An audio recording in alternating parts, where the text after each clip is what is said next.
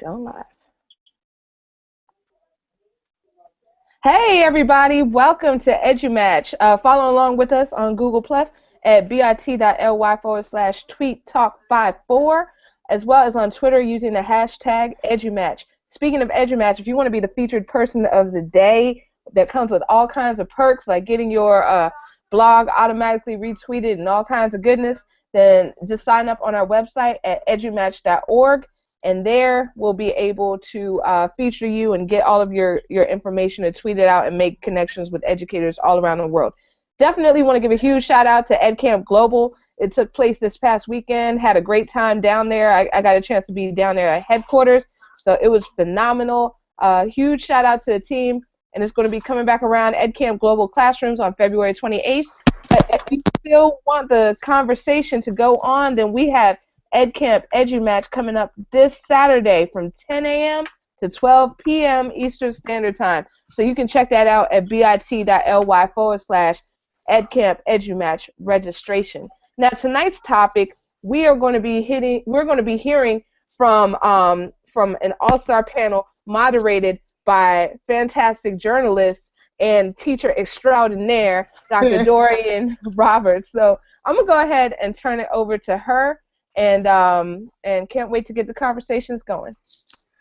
Hello, everyone. Happy Sunday to you. I want to just give a little background as to where this conversation came from. It was, I want to say, Sarah and I talked about this in March along with a couple of old school edu-matchers, so to speak, talking about those hard and difficult questions, instead of always making education just so glitz and glamour and I'm on this project and I'm promoting this project.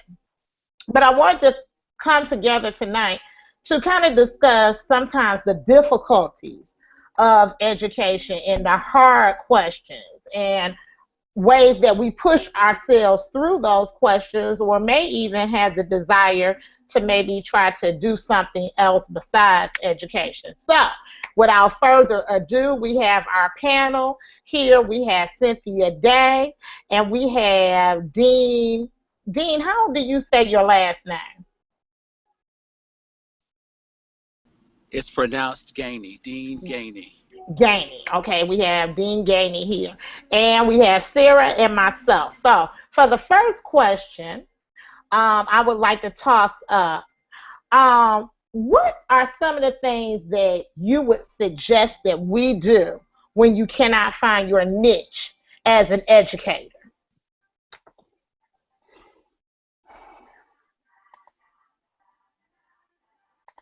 Dene, I think you're on mute. Okay, so I would have to chime in and say that I would have to take time to reflect on my mojo, I guess, why I decided to do it in the first place. I was actually just thinking about that today, and you obviously go into the profession for a reason, and reflection is a good way to actually confirm or identify whether or not you actually made the right choice by thinking things out. And I think too, sometimes it might be necessary to find someone or a few somebodies that can either affirm or you can sort of talk to and figure out whether or not it is something that you or avenue that you're supposed to be in. Great. Cynthia, would you like to chime in? I'm not sure if you can hear me. Can you hear me? Yes, we can. Yes, we can. Okay, you just can't see me? Yes. Okay. So please repeat the question. I'm sorry. I've been trying to figure out how to get connected. That's okay. The question is, what do you do when you have a hard time or can't find your niche as an educator? Well, for me, it has been just following what actually interests me, so that whatever I'm doing is something that I'm passionate about. It may be that there's more than one thing, and if something isn't connecting, then just focusing on something that is interesting to me has helped me.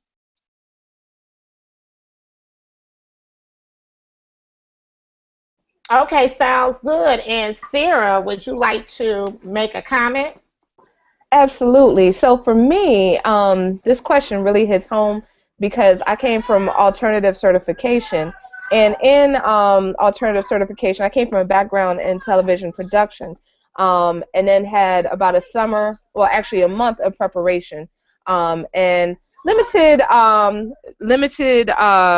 experience in this teacher prep program. So it goes without saying that I learned a lot by doing, because immediately afterwards I had a classroom of my own. And so that was definitely trial by fire. But I know at the beginning of my career, then I moved schools pretty frequently until I got to, I think it was the fourth school in 5 years. And there, the chemistry was just right. I was in a position where I could effectively use my strengths, and it just ended up working out. So I guess the key is not to give up, but to continue trying different things. Okay, very good.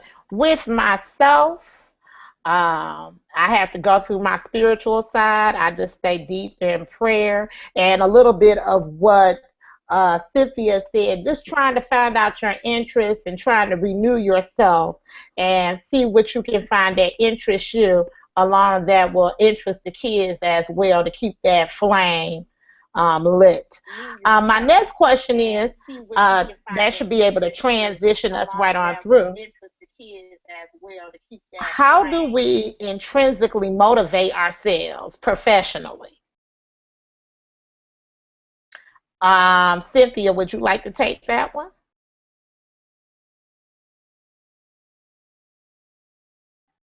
I think you're on mute.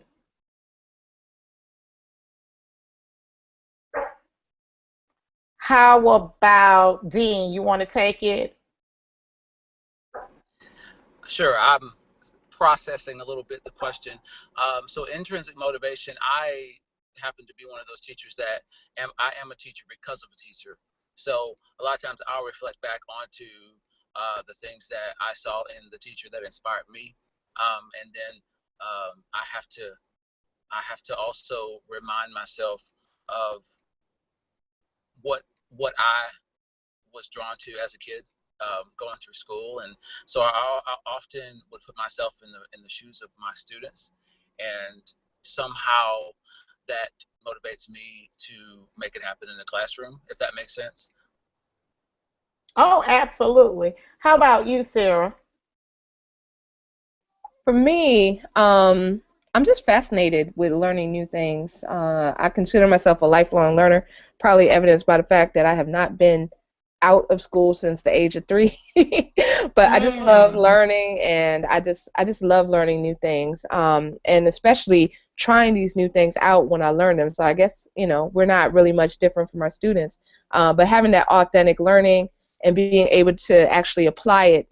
So I love learning about my students, what drives them, what motivates them, and definitely applying that. Now in this new role, I love learning about what works, from and with my colleagues, and just kind of transferring that over to what I currently do. All right, sounds good. Do we have Cynthia back with us? Okay, I'm going to go ahead and go to the next question, the last one. What do you do, or what do you recommend for someone to do when they feel they have no support in their building? I will start here because this is actually a question that resonates with me quite a bit. I am at a very good school in Orlando, I have to say, where I do have the freedom to be creative and to authentically attempt to meet the needs of the students in my classroom. However, being the innovative teacher, being the one that has all the ideas, and fresh and excited and motivated, it's often not necessarily well received by my colleagues. Um, Todd and Adam talked about the alien look in their book Kids Deserve It, and sometimes when I suggest things or mention things, I get the alien look from people, or recently mentioned Twitter and how I've connected to so many people on Twitter, and you'd probably be surprised that I got a laugh or two out of some of them, because they're just that traditional and sort of not really into trying anything new.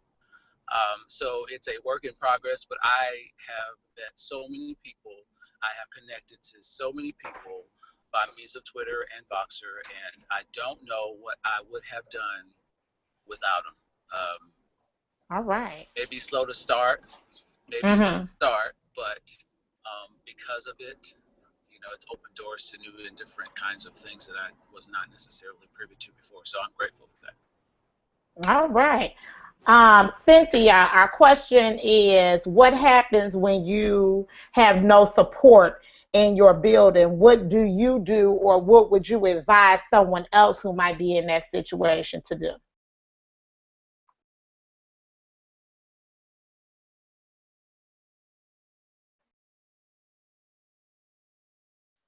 Cynthia, could you try to click on the mute button and just unmute yourself?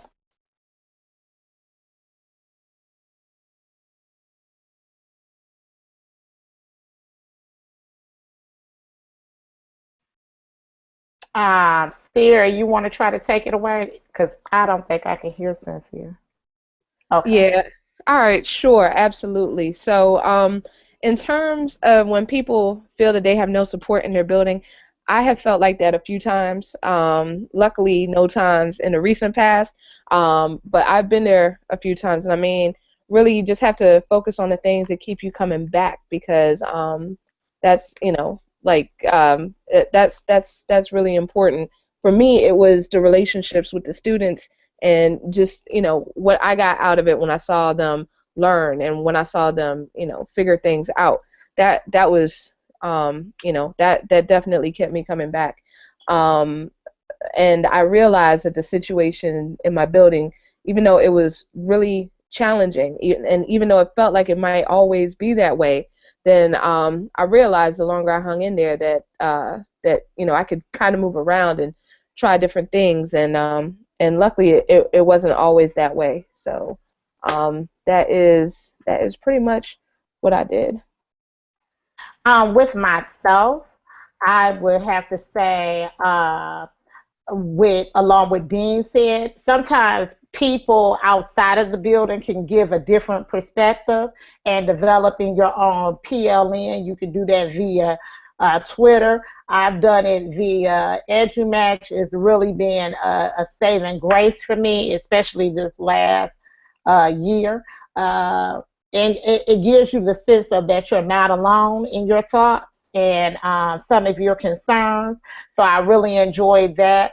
And building your PLN via Twitter, that's always a good thing. And just getting involved and bouncing ideas off of people who may not be in your building, but perhaps may be in your content area, or may just be in the realm of your profession, as far as having a same amount of years in education, or oftentimes finding somebody who was a mentor, like I said, once again, outside of your building.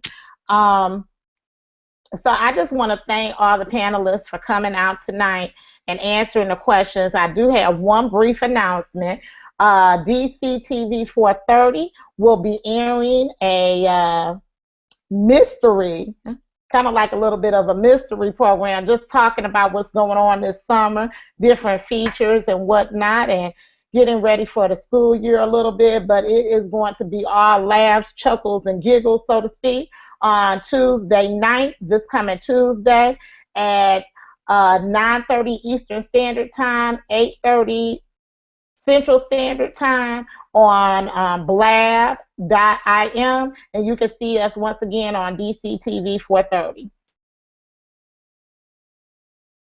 All right, fantastic. So everybody should definitely check that out. I'm so excited to hear about the return of DCTV 430 after the hiatus for the summer. So that is awesome. I'll definitely be tuning in. So thank you so much, Doc D. Thank you so much, Dean and Cynthia. Great conversation. In the Q&A, then Stacy also said virtual PLNs are great for moral support, but lack of in real life support is difficult, makes it very difficult to get things done. I heard an admin chat participant say that if you retreat to your classroom, that you can only affect change there. You have to figure out ways to create school-wide systemic change. And I definitely have to second that, Stacy. Yeah, that is very true because we have so much power as educators. So we definitely cannot let someone squash that. We have to just reach out so that we are stronger together. And we definitely do support each other virtually in spaces such as this, as well as others online. So thank you all so much for everything.